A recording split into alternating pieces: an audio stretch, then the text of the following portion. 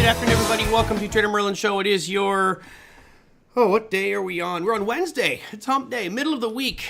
No better time to talk about psychology than the middle of the week as we try to figure out whether we're at the beginning or the end. No, you're right in the middle.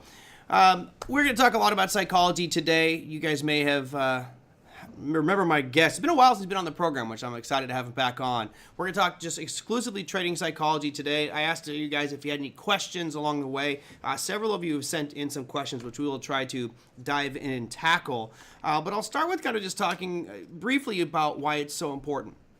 If you read trading books, investment books, generally what you end up hearing is that trading is, 90%, if not more, psychology. It's not about just simple numbers and following the patterns. That's actually kind of easy. It's how we deal with all those numbers. And there's emotions that flood us, whether that's fear, greed, joy, depression, just trauma from the day, or past trauma can be legacy trauma that ends up bringing your trading down. So we'll try to break down some of the key components to success. And I've got a very special guest joining me today. He's a colleague of mine at Trading Academy. We've got Dr. Woody Johnson joining us today. Doctor, how you doing, my friend? I'm doing fantastic, Merlin. How are you? I'm good. I'm loving the markets. I'm loving the volatility. And we will see, if this the craziness that goes on is certainly playing some psychological wars in people's heads right now. I'm sure we've got people that love what's going on, people that hate it. But bottom line is, as traders, we just got to deal with it, right? That's all psychology. That's right. I mean, you have to play the hand that you dealt. Yep, whether you like it or not.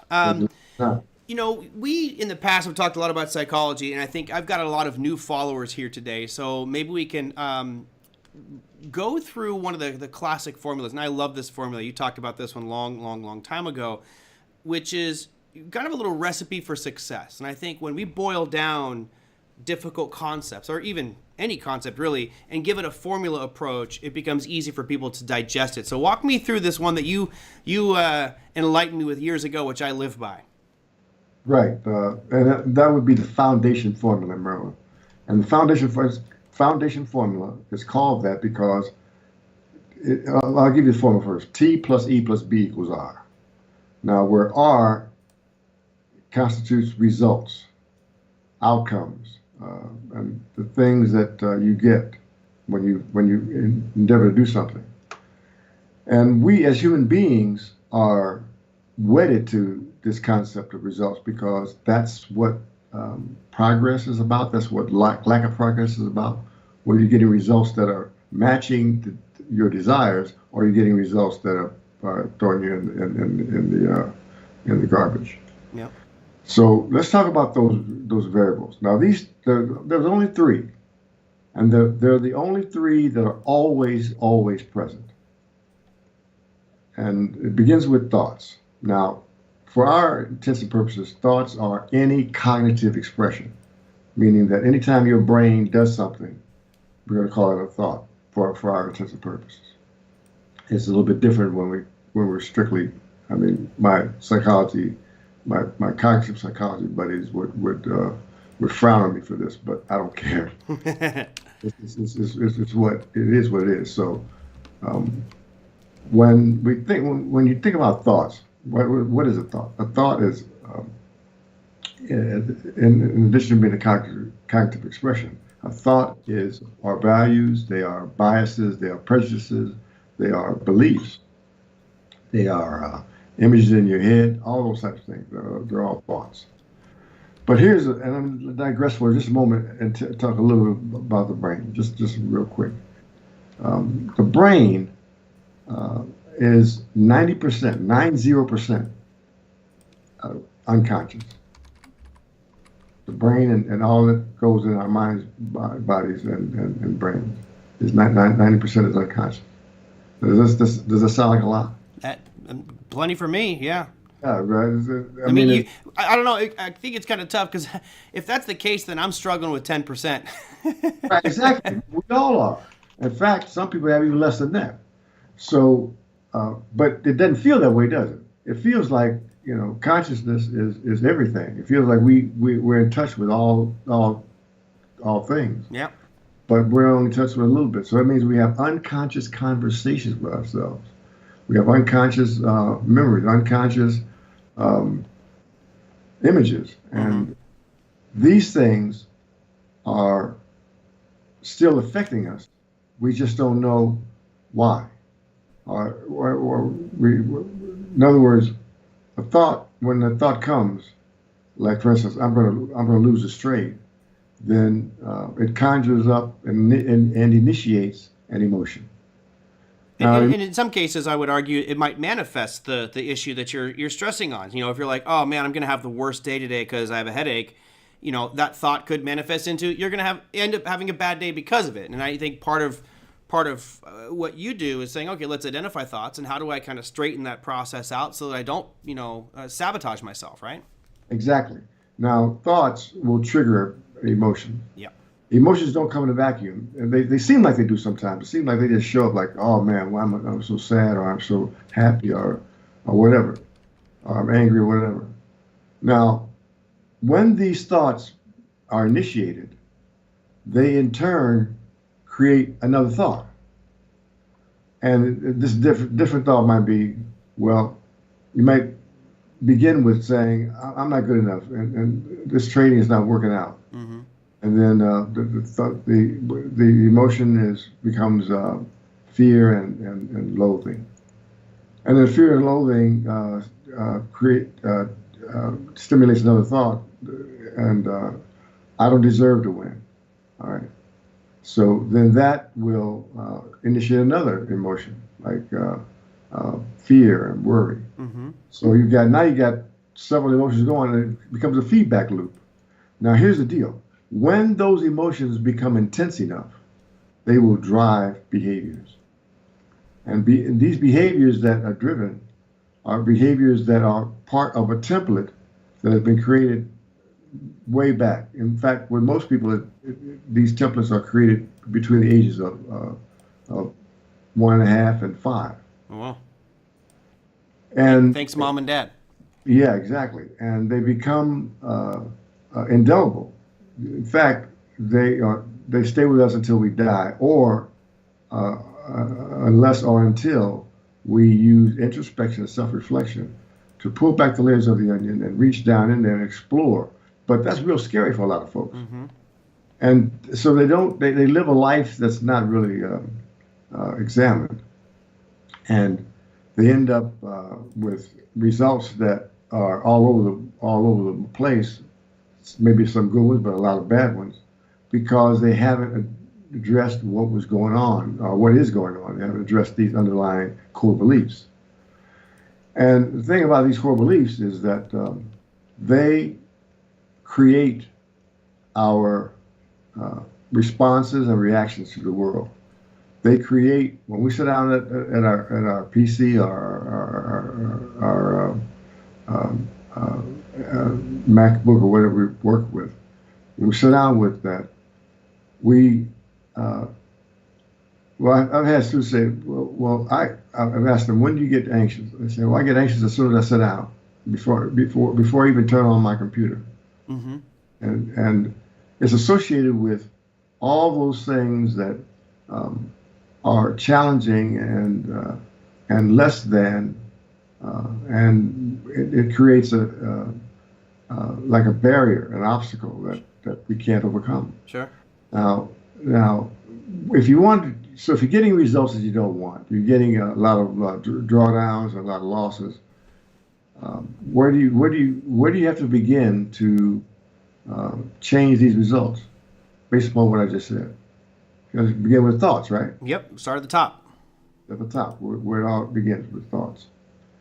And when we got these intrusive thoughts, we've got to do something that is going to reduce the thoughts, because these thoughts are things, and as a result of being things, they, like other things, require they have to be sustained, and they're only sustained through attention and energy. Now, if you take that attention and energy away, the thoughts are going to dissipate. But here's the real beauty of it. When those thoughts dissipate, because the emotions can't come without being initiated by these thoughts, the emotions dissipate. Right.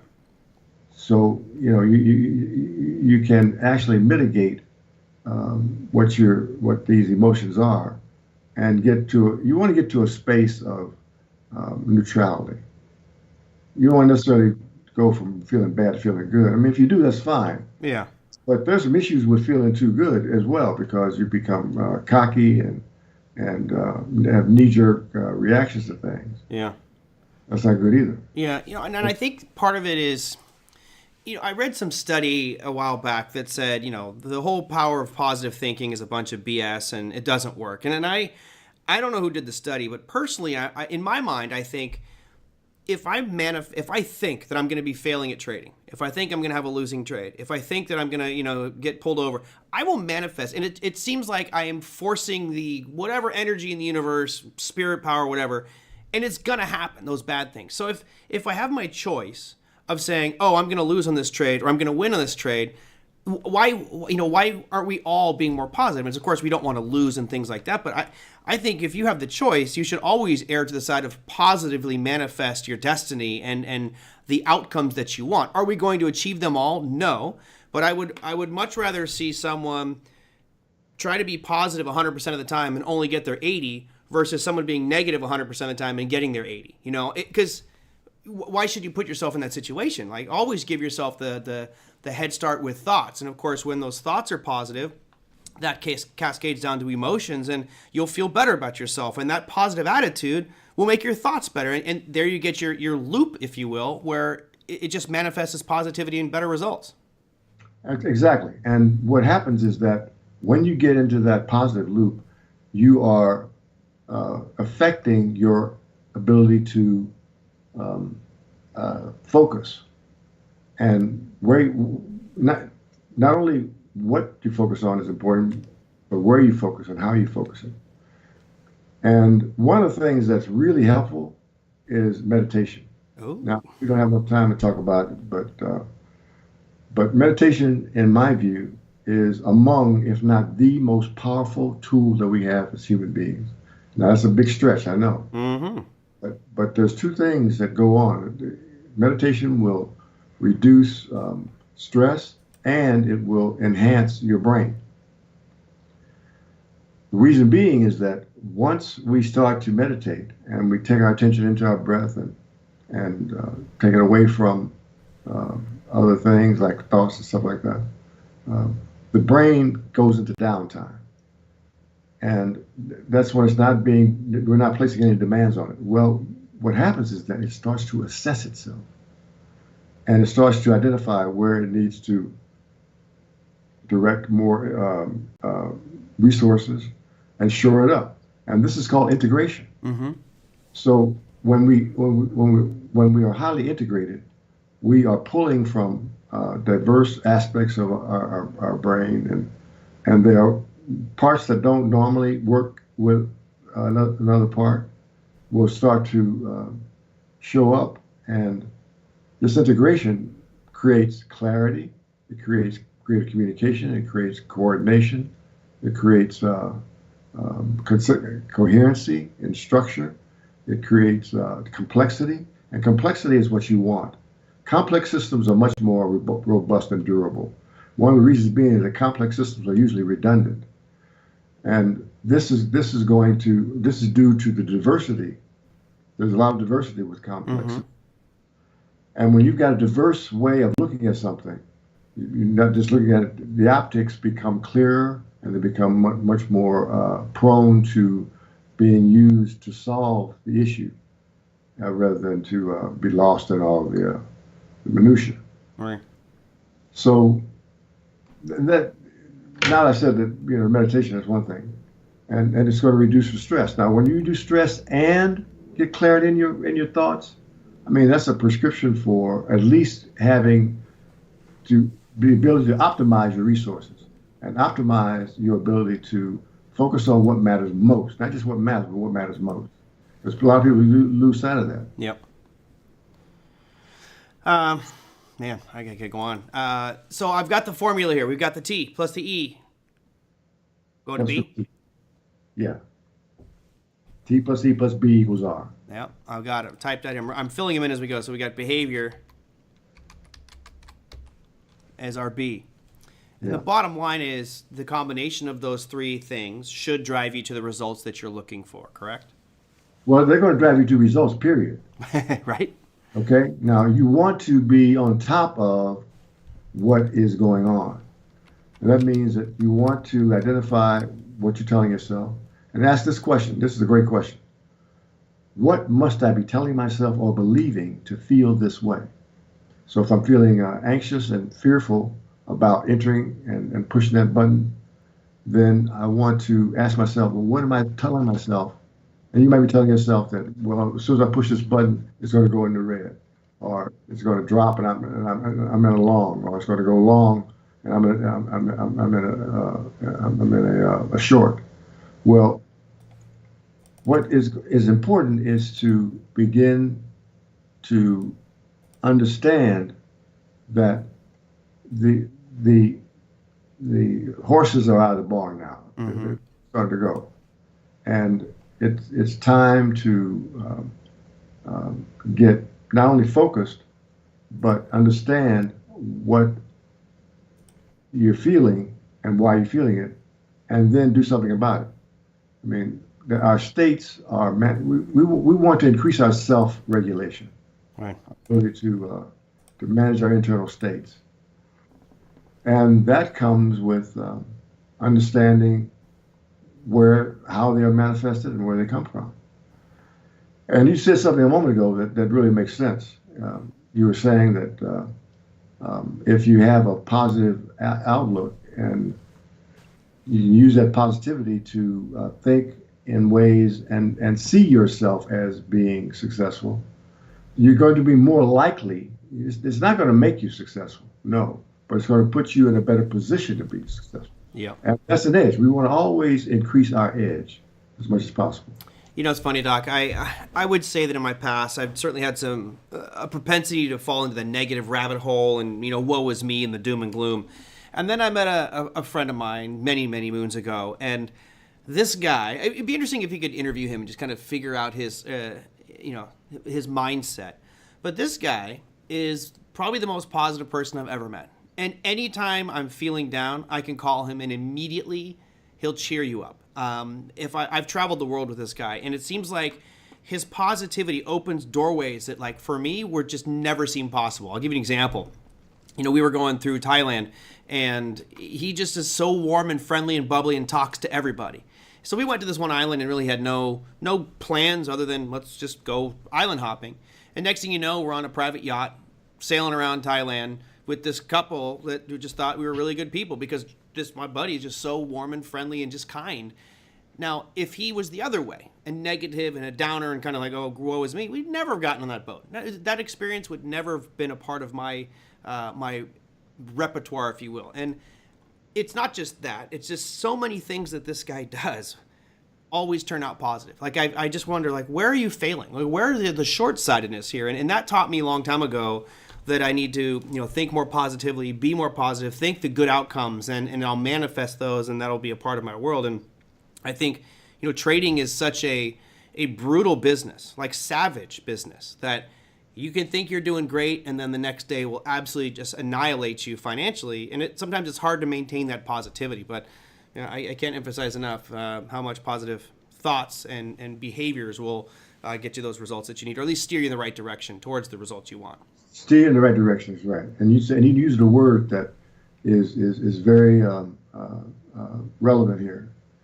Manifest. Yeah.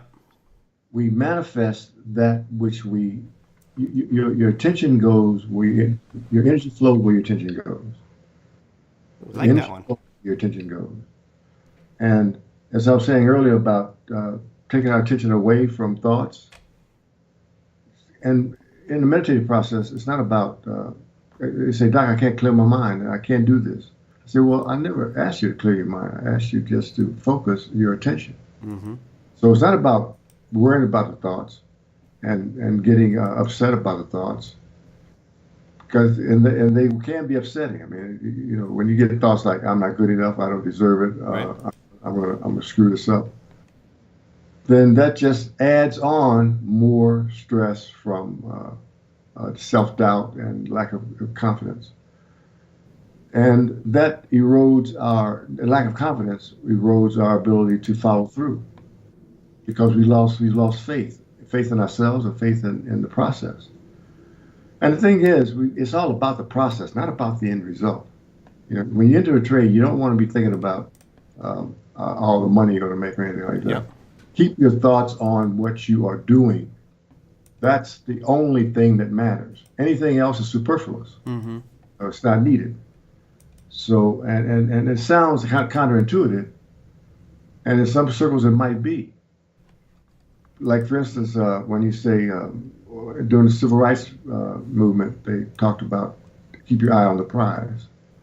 Well, what that meant is not just keep your eye on freedom, but keep your eye on what it takes to get and sustain freedom. Correct. Yeah.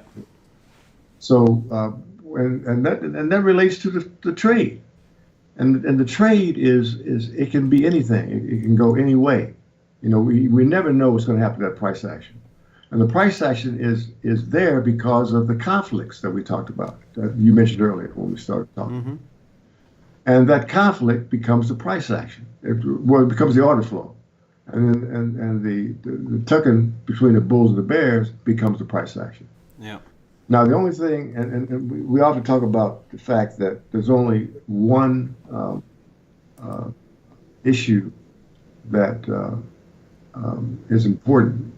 Well, let's put it this way: there's only one indicator that is real time, and that's price. Yep. Everything else is lagging, and some lagging indicators are great. I mean, there's oscillators that are great and whatnot, but they're all lagging. So they give you it's a great hindsight, but we know that hindsight always gets clear. It's 2020, in terms of looking back, because we don't have the same emotional valence going on. We don't have the issues. We're just kind of free to look at it and analyze it from the clear light of day. But we've got to increase our ability to focus on what matters most, despite the noise. And there's a lot of noise in the market. A lot of noise. You know, Doc, this is when we talk about things we discuss at Trading Academy. One of the pieces that I try to find out if someone's failing, then why are they failing? And one of the main reasons I feel that people fail at trading or investing, just managing their money, is just not having a plan in place. And going back to this T plus E plus B equals R equation, it seems to me that those components essentially map out your trade plan. So in a trading plan for whatever I'm trading, stocks or crypto, I'm mapping out how I establish my entries, my stop losses, my price targets, my risk management rules, and essentially giving myself the boundaries for my thoughts. So as a trader, I know, I should be thinking about setting my stop loss here. And in doing so, I control those emotions. And essentially that trade plan will help steer my behavior as well, because the thoughts and emotions are in check, and I know I've got this set of guideline rules here to follow and ultimately get the results. And the statistics from Bear Stearns years ago said that 93% of traders fail, and in studies that I have done, not scientific research, but just in big audiences, it roughly is 1 out of 7 out of 100 have a trading plan. And Exactly. From a psychology perspective, it's like, well, if you don't have one, well, why don't you? And I know that my audience does. Most of these people here understand how important it is. But I'm sure that in your years of work with patients, that you have seen a lot of that is kind of a common thread: lack of planning, lack of an understanding of the asset classes or market. And therefore, that creates chaos in thoughts, creates a whole wide gamut of emotions and wild behavior. So those results are never going to be consistent. That's right. That's right. And you're hitting the nail right on the head. You've got to have a plan, because if you don't plan to succeed, you're planning to fail. Yep. So putting together the lay of the land and the route that you're going to take for your journey to go from where you are to where you want to be is imperative. And it can't be overstated. Yeah. Absolutely. All right, let's dive into a couple questions here, and then obviously, if the audience, if you have questions as well, please feel free to type them in the chat. Love to hear from you. Thomasina sent this one in through my website, which I rarely ever update. So thank you, Thomasina, for giving my website a little bit of attention. TraderMerlin.com, of course, which I guess I should do something with at some point. Thomasina says, can you offer your perspective on why men and women differ when it comes to trading? And this is, it's almost a stuff of lore in the trading world that, there's a statement that women make better traders than men. And I'll give you your let you have your take before I jump in here. But do you have any thoughts on why the results or performance may be very different between men and women? Yeah, I do. In fact, if I had my choice of if I were going to lead a team of traders, then I would choose by and large women over guys. Women are much more consistent, and it's a myth that they are more emotional. They tend to express their emotions more. Right. Oh yeah. It's much better than a guy who has the emotions, but he's either repressing them or denying them. Oh, Woody, don't start talking trash about me. Come on. Brother, I never would do that. I'm a suppressor. I suppress those. I just put them in a closet, throw away the key. I don't need to deal with your emotions. Just stay away from me. Yeah, but that's not where you want to be, bro. So what we're going to share with you is what we're going to share with everybody. And that is that women are first they communicate better and more. Therefore, they are more open to following instructions and collaborating. And whereas guys are usually a lone wolf, at least they're acting that way. Yeah. And it doesn't lend itself to getting additional resources that are sometimes internal, but also sometimes they're external too. Resource could be a good a trading buddy that you bounce ideas off of, or absolutely, it might be a new formula, a new way to affect a trade, and all these things are part of building your edge.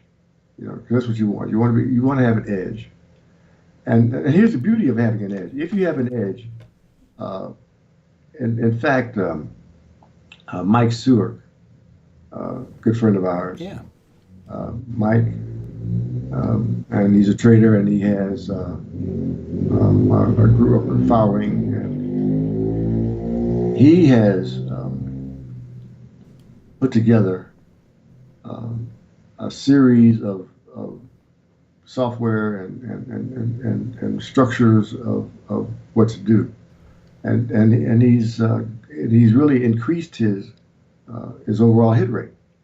Well, the hit rate is increased by consistency in using whatever edge that you think you have and not deviating. But see, what folks do is even if they have the edge, right, a lot of folks have been given an edge, but they destroy it because they become inconsistent. Inconsistency due to emotional upheavals. And if you don't express the emotions, they're like swallowing a bad steak or something, and it gets stuck in your duodenum or your stomach, and it's going to become rotten. It's not going to come out either end. When it stays there, it's going to just going to proliferate bad stuff. So you don't want to do that. You want to address your challenges, address your emotions, express them, and go for the gusto, so to speak. Yeah. Well, with parameters on it, make sure you don't go too crazy. And, for Thomasina, my perspective, I think it goes back to societal norms. And of course, I'm referencing kind of the American norm, since that's where my experience is. But if you go back and watch old classic American TV shows, let's say Leave It to Beaver, in Leave It to Beaver, the man's job was, I work. I bring home the money. So my goal is bring home the money. Mm-hmm. and no, don't take this wrong, everybody. I'm not trying to badmouth men versus women, but that was like the role that we were stereotyped as men to be in the 30s, 40s, 50s. Is we go to work, we bring home the money, and the woman does everything else. So the woman knew exactly what the budget was, exactly how much they can spend, and plan out all these different activities, whether it's cooking, cleaning, taking the kids to school, whatever. So there was a lot of these tasks. I think, from my naive assumption here, is that part of the reason women make better traders is they're more willing to to accept that they're wrong and accept the mistake. They're very methodical and understand the importance of a plan. Not that men don't. I'm generalizing here, of course, and this isn't everybody, but I think men, I can speak for myself in my 20s and 30s, I would almost refuse to be wrong, right? Damn it, this frickin' trade's going to work out in my favor or else, that type of attitude, where I've seen a lot of female traders that are so cautious, they're afraid to make a trade because they don't want to lose anything, right? They're very, very, for the most part, conservative with their trades. And I think a lot of that stems from how we view men's roles in society versus women's roles. And, there's old comedian skits on this that just go on where, a guy's driving and the woman's in the passenger seat, and the guy's like, oh yeah, it's just up here on the left, and keeps going. She's like, well, did you pass it? No, I'm sorry, it's up here on the right. And he keeps driving, and finally the woman rolls down the window and says, excuse me, can you tell me how to get to the Getty Center? And it's like the woman has no problem asking for help or directions. We're men, we've got ego, and our ego says, I'm right, I know what I'm doing, don't bother me. And I think that translates in. Now, that said, men have, I believe overall, have much bigger gains because they're taking a lot more risk as well. I think women tend to be more risk averse, but I'd rather have the female trader as well, someone who's consistent, taking, measured risks and not putting it all on the line and going crazy. And, Thomasina, that's my take on it. I'm ready for the feedbacks, flack from everybody that I'm wrong and I'm sexist. Well, no. In fact, I'm going to say a couple of things that dovetail on what you just said and support your point. Women will ask for help, whereas guys will stay confused because they don't want to let it show signs of weakness. Yeah, right. Like I know, and the thing about this is a great example with driving. A guy's going to drive all around forever, because and he's going to stay lost. And if you look at that principle and apply it to trading, that's going to just create havoc in his account. Because he can't ask for help. So ladies, if you want to step up and kick a lot of guys' butts in trading,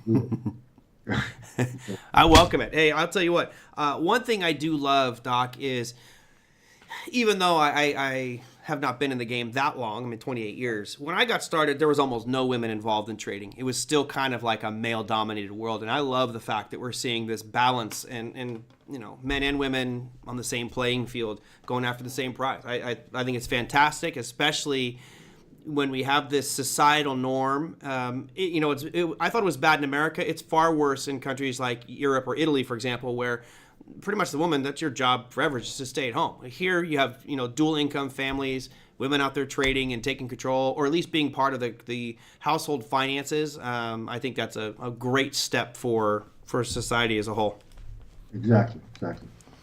All right. I got a whole bunch. Let me get to the questions that were sent in, and then we'll go to some of the viewer ones. Thomas says, I'm struggling with FOMO. I follow traders who are making huge dollar signs on penny stocks, but I'm afraid. Any suggestions? Oh boy, I'll let you start. Well, FOMO is ubiquitous. Everybody has some of it sometimes, and some people have it all the time. And the fear of missing out is a big threat. And one of the ways that you can use to sidestep it is to realize that there's always going to be another bus coming. There's always going to be another train. There's always going to be, you missed your flight, okay, you can get another flight. And not to be so enamored or caught up with one trade. And even if it did leave the station and go, there's another one coming. And if there aren't any more trades coming, then we got bigger fish to fry. We got bigger issues. Yeah. So And that understanding that there's there's probably I think how many trades go on per day do you think? Maybe a billion? Uh, with the automated algorithms, yeah, I could see that. I mean, I don't know. I don't even have a ballpark anymore. I don't follow that information anymore, but I'm sure it's a lot, and most of it's automated. But Yeah, yeah. And the thing is, but the point is that the markets are huge, and they're ongoing, and they're 24/7. You know, somewhere in the world, somebody's trading at any hour, yeah, and it and to let yourself be seduced into being fearful about losing an opportunity is we have to put it in perspective. It's kind of well, it's borders on being ridiculous because there's so many opportunities out there. yeah, So I would say the biggest thing to deal with FOMO is to realize that there's always another trade. yeah. And what he talks about, traders who are making huge money. First off, I'll give you my take, which is a bit more cynical, and I believe that most people are lying. So when you look at these social media influencers and they're posting a picture of their trade shots or screenshots of their trades, I personally put them right into a lying category. And here's the reason why I believe they're lying. I have been around hundreds of epic traders. Like we're talking world class, some of the best in the world. Not one of them would ever show their trade shots or brag or boast about it. Typically, what you get are people who are not successful traders sitting online posting a trade sheet that could be easily photoshopped. I could print out a trade sheet, guys. I mean, I'm going to do it for fun. I'll do it for Friday's show. I will print out a trade sheet of one of my accounts, and I will tweak all those numbers and make it look like I'm making tens of thousands of % rate of return per trade.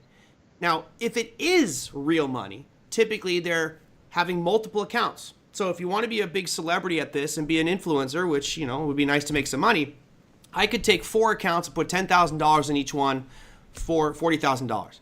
In one account, I will go long, full margin, one stock, penny stock, and in the other account, I'll go short that same stock. So what happens is I will end up showing you the one that made a ton of money, but they've basically zeroed each other out because I'm long and short the same security, and they go, oh, look all the money I made. Or they take a flyer and they take you one screenshot of that trade, and the rest of all their trades are losers, and it's all gone. I have never met anyone in 28 years of this who has made a living trading penny stocks consistently. You can hit home runs every now and again trading penny stocks, but if you want to be consistent, you look at some of the best players in the world, you walk through the Hall of Fame in Cooperstown, Ohio, that room is full of people who were good hitters, great hitters.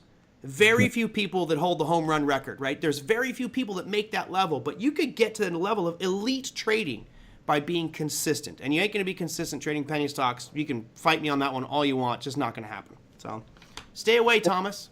The way you get rid of FOMO is just understand the greed side can pull you into this thing, but you don't need to be in there. You want consistency. You want boring. Your trading should be boring, where every day you're like, yeah, I traded today. Nothing exciting. That's what you want because it keeps your emotions in check. I couldn't agree more. And the thing is, when we're met with trying to swing for the home run, and that gets into our gut and it starts to define us. Yep. And then we get to a point where we don't even want to trade conservative and get a hit. But it's like Moneyball. Yeah. When they looked at the stats of how many people got on base, we don't care how you got there. Right. So if you get walks, if you get a single, and leave the home runs to the Orlando Cepedas and people. But like they didn't that. even in Moneyball. They didn't even think of home runs. It wasn't even part of the calculation. It was, That's do you right. get to first base, right? Right. What's the probability that this player gets to first base? And if you have a team of people that's their only focus, then you will make way more runs than a guy who hits a home run every 30 at bats. You'll consistently grind it out, and that's why I keep emphasizing with my audience is just try to get base hits. Don't swing for you can get to first base and maybe it turns into a double, triple, or inside the park home run. But I'll tell you, I rarely go into a trade thinking home run. It does happen every now and again, just because it's just kind of fun to do so. But my core is base hits all day, baby. I don't care how I get there, just base hits. And the thing is, I resemble the remark about the guy who hit going for the home run. That's my issue. One of my issues. Yep. I mean, I got issues too, even though I'm leading people to the promised land of following their holding themselves accountable and doing what's important. But here's the deal, and the bottom line is that you can't get a run with nobody on. Right. You've got to have somebody on, and to get and to be consistent, you've got to do the little things and do them consistently. Yep, I agree. By the way, just for all of you out there, even Tiger Woods has a coach, right? So let's keep it there. Yeah, exactly. Yeah. Last question that was sent in was from Linda, and I know we're getting near the end here, so I want to kind of wrap it up. But Linda says, I think you already answered this one, honestly, Doc, which is suggestions for reducing stress when trading. I feel like my stomach is in knots. I know we can go back to the medication. How about meditation first and then medication? Right. Well, with this one, I would contend that if Linda is having an upset stomach about her trades, then you're probably trading too big, or you're trading things that you're just not comfortable with. So my advice to Linda would be go back to square number one and go down to a share size where your stomach doesn't turn, right? If it's one share, fine. Just go down to something where you don't get emotional about it. You feel like you're in control. That the money loss doesn't impact you. And I think part of trading is about building up a tolerance to something. And that, to me, in many cases, is the tolerance to the money loss. I've just understood that it's part of the game. I don't even think about it anymore. I know how much I'm going to lose. I lose it, fine, move on to the next trade. It's a long way to get there, Linda, but I do think you're probably trading way too big a share size. You're probably trading something that's too volatile, or you're taking way too big of risk. And I think that's one way you could calm it down, other than the meditation that Dr. Woody has proposed. Well, and I've got other tools to share, but we don't have time. I just want to let you know it's not all about meditation. Right, I'm sure. But here's one thing that it opens up the conversation about sim trading. Right. And the power of sim trading. Because if you trade in sim exactly as you would in terms of following a plan, having a plan and following all your rules, and with the same, and here's another thing too, guys, Linda, and you as well, that if you are going to sim trade, don't give yourself $1 million account unless you have $1 million. Right. Unless you have put the account size as you have, and trade as though it was real money. And doing that, when you do that over and over and over again, you begin to develop the capacity for emotional strength and endurance, which is what you need when you trade. You need to have the ability to self-regulate, to manage your internal state. And that there's a number of things that maybe will come on in a little while from now, and we can talk about that. Yeah, dive a little deeper into it. Lisa asked a very good question. I am one, when I'm trading, I have a very specific type of music that I listen to, but I'm curious to get your response to this question. It says, what is Dr. Woody's view on music to help calm the mind, body, and soul? Big, I'm big on it. Yeah. Big. And you can infuse that music with binaural beats, and take and shift your brain into a brain wave, because we have 5 brain waves, 5 brain wave ranges, and the highest are gamma. They're well over 100 hertz, but as you drop down into beta, and from beta to alpha, from alpha to theta, from theta to delta, then they get much slower. And you can trade any of those wavelengths. But I would suggest that you want to trade in alpha and maybe a little bit of theta. but not delta because it's too slow. And delta's great for restoration and replenishing. Yeah. But alpha is like the coup de grace because alpha is where you are alert and relaxed. You know, I ran track in college, and my coach always told me you got to run relaxed because I ran the quarter. When you go come out of that last curve of the quarter, that's when the anvils jump on your back. Yeah. Yeah. Yeah. And you lose it because you get all tight, and before you know it, you're barely running. I think music is the great controller. I feel it's like a remote control for people. And for Elisa, if you're looking for music that calms you down, yeah, you can just go to YouTube, type in down tempo, lo-fi. There's a lot of different musical genres. What's interesting for me is when I'm trading, I need something very high BPM. I need like electronic music, something that's got a good beat to it. And typically, I don't like music with lyrics. I like when it's just kind of a beat and it just goes. But again, there's different strokes for different folks. And for me, I need to have almost like a metronome type of clock of music in my background to keep me going and keep my brain like focused. If I get really slow, I feel like I'm lethargic and that just doesn't fit my personality. And I think all of you need to identify who you are, what you are, right? What's your I don't know whether you would call it, what's your frequency? Are you a high frequency person, as I kind of tend to be, or are you someone who's much more chill? Then you need music to kind of keep you at that level and keep you at your normal, well, let's just say resting rate frequency. I don't know if that's And here's a recommendation for you. If you're going to add, you can add binaural beats, or you can buy them music with it already in there. Get Adagio Baroque music, Adagio Baroque.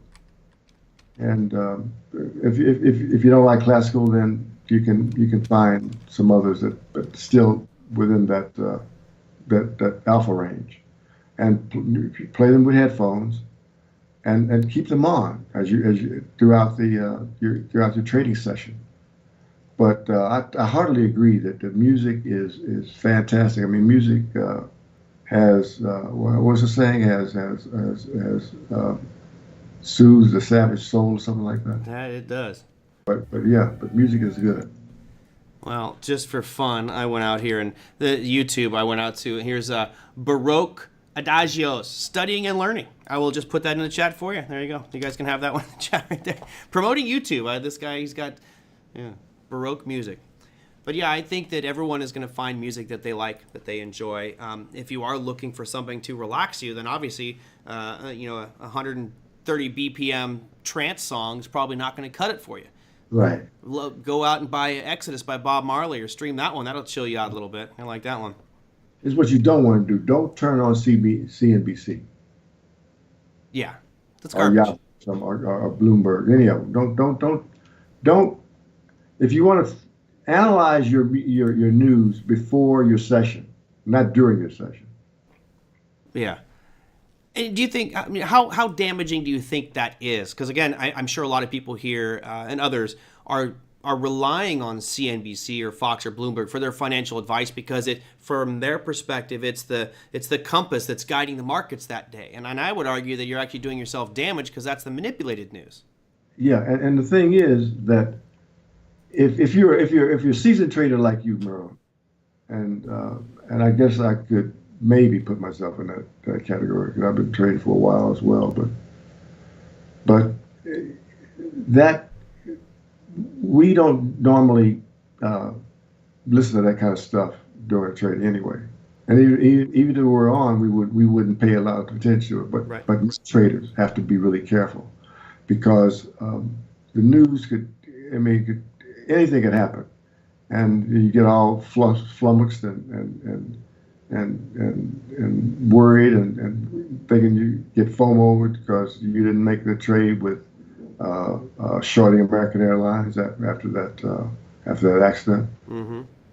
But you don't want to put yourself in a position where you are making knee-jerk reactions. That's the whole point about not looking at TV and whatnot. Yeah, and I just think it's the avoidance of manipulation. Once you you realize that any expert on there is typically pumping and promoting what they want you to buy, so you buy it and boost their position. And stick to your original plan. If you're buying something based off the chart patterns or fundamental data, that's you do your DYOR, right? Do your own research, do your own analysis, and don't be swayed by these people. And it's unfortunate, but you have these major financial news networks that thrive on spewing this information. Some of it might be good, some of it might be horribly bad, but you shouldn't have to waste your time filtering out the good and the bad. That's right. Especially not in real-time trading. Yeah, absolutely. Well, Doc, I want to wrap it up here. I know we might be doing some more psychological courses with you. I'm hoping maybe we can bring those back here. Any other, any place people can find you or stay in touch with you? Well, I'm still on LinkedIn. I haven't been participating very much. I'm still on Facebook, and I kind of put them down, but I'm going to pick them back up because I've been doing a lot of clinical stuff, and I'm kind of coming back to the fold, so to speak. I like it. I've talked with Todd, and we're gonna bring back Mastering the Mental Game. Great, love it. Yeah, good. Mastering the Mental Game was a program that Dr. Woody Johnson had done for Online Trading Academy back in the day, and we'll get a new and improved version of it. Here is his LinkedIn information. It's m.woodruff Johnson. You can just type that one in there. I think I might be able to, let me see if I can do this real quick. I thought about putting it into chat. See if that works for you guys. No, it's too long. Too many characters for me to put that one into chat. But just type in M. Woodruff Johnson. You will see him there. He's on my list of friends. You can spot him through me as well. All right, Doc. Well, thank you very much. I appreciate it. Always good picking your brain, so to speak. I like it, huh? It's this psychological humor here today. I love hanging out with you, Merle. You're my brother from another mother. Absolutely. Well, always a pleasure. Thank you very much for answering my viewer questions, sharing some insights into success and kind of psychological barriers that we can break through. So we really appreciate it. And maybe we'll bring you on another month or so. We'll do an update on our psychology sessions here with you. I'd love it. All right. All right. Take care, Doc. All right, guys. Take care. Bye. Because that was Dr. Woody Johnson giving us, again, psychology. I am a firm believer. Hold on. Sometimes when I click that button, it gets very, very, very loud. I'm a big believer in psychology. I did not believe it when I first started. I thought it was nothing. I thought it was completely irrelevant. I thought that it was all about the analytics, the numbers, and just the trade, make money. A lot of you here understand that it's not that simple, right? It's a fairly complicated piece, especially having the humility and, I guess, discipline to evaluate yourself and pinpoint your weaknesses. Because every one of us has flaws. I have mine. I know that for sure. I think many of you do have problems or weaknesses that the markets will exploit. And if you don't believe that you have any problems, if you believe that you're perfectly fine, then continue to trade. The market will make you very aware of what those problems are. So very good to hear Doc on the program today. Glad he's doing well. It's been a long time since we've had him on. So looking forward to maybe his course at Trading Academy coming up here in the near future as well. So excited for that. We call them challenges. Yeah. Well, my challenges cost me a lot of money in the early days of the market, or of my trading experience. Unfortunately, I've tamed most of them. Every now and again, I go crazy. I saw a comment in here that says, every now and again, I go for a home run. Yeah, I do too. Every now and again, but for the most part, it's just base hit, base hit, base hit. It's funny. I've been, Lori, I've got flaws. I've been talking about the SMCI trade, and that one is slowly panning out. It's starting to get back up to a nice level here. We're up another 1.5% in the after hours. I've got the $34 calls against my position, which is funny because I'll run the numbers by at the end of the day, or when this trade is finally concluded.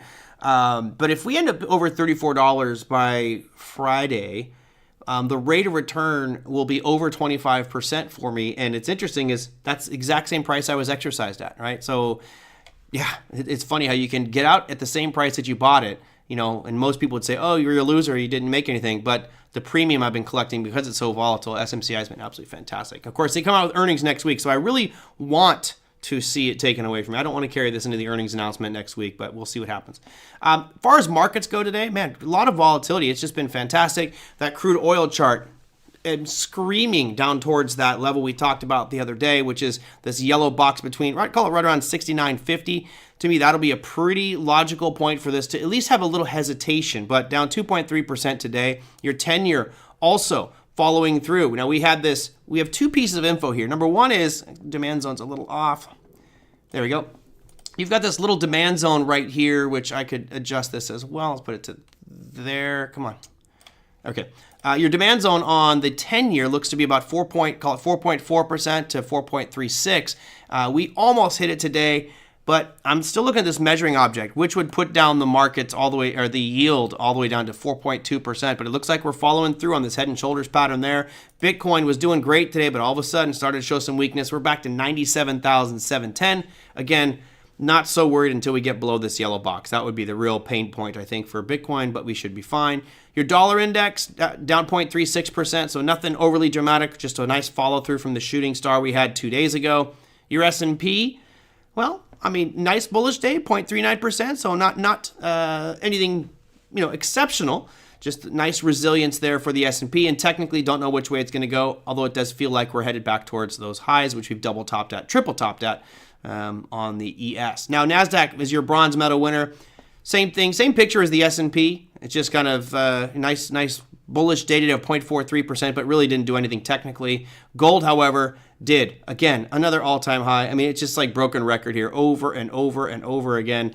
2,893 is where we are at right now for the spot price of gold. And the Russell, I think safe to say my puts at 208 will expire worthless. I think I have some at 208 and 212. My puts will probably expire worthless on Friday, so that's going to be good for me. We're up 1.1% for the Russell, 23.24. And from the Russell perspective, there are a couple of interesting pieces here. You do have the high that we've been smacking into for the past couple of weeks, which is right around 2,337. However, right above that, I would argue your next area of supply is about 2363. So there's some changes there. Yeah, I saw that from Lisa. MicroStrategy is no longer Micro. MSTR. Ticker symbol will stay the same, but they changed their name today from MicroStrategy just to Strategy, and they actually have a Bitcoin logo on the end of Strategy. So we will have to, it's going to be tough for me to make that change because I always call this MicroStrategy, but pretty soon it'll be called Strategy, which may be complicated to say, might get confusing for the viewers out at home. But all in all, markets are looking, I would say, pretty decent. Broad market indexes, a couple of commodity prices really falling. Again, it's day to day with what Trump says and signs and does, which creates all sorts of wild volatility. Of course, you probably heard yesterday that he said that we should take over the Gaza Strip and make it American. We're going to level it and clean it all up and make. It's like, well, that one, wow. Okay, that's a bit of a left field one. And then what he signed today, he signed something that said, transgender men can't compete in women's sports. I'm like, well, but you never know. You never know what's going to come out from this guy. It will keep bringing more and more volatility. One piece that I did like, and I was actually very supportive, is having the Treasury Department put on a blockchain so all spending would be public record. It's a government entity. It should be public record so we can see where our money is going. I would definitely support that one in transparency on the government level, but we'll see what that does to our markets going forward. It should be fun. What's your strategy on strategy? Yeah, exactly, technician. It can be very confusing. All right, it's an hour show. I was trying to get out of here under an hour. All right, everybody, that's going to do it for me. I have no guest tomorrow, so feel free to send in comments, questions, feedback. I hope you enjoyed Dr. Woody Johnson on the program today. I'm a big fan of the formula here, which we talked about, and I think it's one of those pieces that you should write down and keep near you, right? Your thoughts. That is a major driver of what you do and how you act. Next step is going to be emotions, right? Those thoughts can steer your emotions. That influences behavior, and those three things combined give you your results. So if you're struggling, if you have bad results right now, you got to ask yourself why. And I love his comment here. He says, what must I be telling myself or believing to feel this way? So tell yourself things that'll make you feel better. Tell yourself things that'll make you more positive and hopefully get you to that level of success that you're looking for with T plus E plus B equals R. Love it. And thank you to those who sent in the questions. I'll give you a shout out here real quick. We had Linda, Thomasina, and Thomas. Thomas and Thomasina. That was kind of nice. Thank you guys for those questions, and for those of you who were engaging today, I really do appreciate that. Thank you so much. If you have something you want me to discuss tomorrow, hey, let me know. Email me, tradermerlin@gmail.com. You can just put it whatever you want to talk about, or put your comments down below any of the YouTube videos. I'm excited for this last couple days this week. Should be a fun one. So take care, everybody. I will see you mañana.